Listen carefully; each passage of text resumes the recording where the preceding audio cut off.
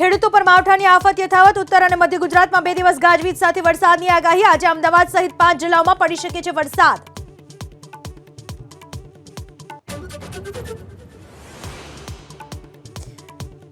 કમોસમી વરસાદની આગાહી વચ્ચે રાજ્યના કેટલાક વિસ્તારમાં કાળઝાળ ગરમીનો પ્રકોપ. આજે સુરત, વલસાડ, પોરબંદર અને ભાવનગરમાં તો કાલે કચ્છમાં હીટવેવનું એલર્ટ.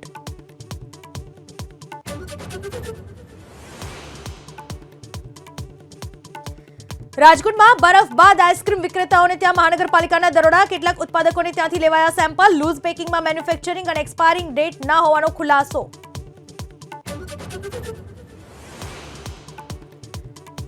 નાફેડની ચૂંટણીમાં ઘીના ઠામમાં ઘી. મંડળી વિભાગમાં મોહન કુંડારિયા ચૂંટાયા બિનહરીફ. 4 ઉમેદવારોએ ફોર્મ ખેંચ્યા પરત.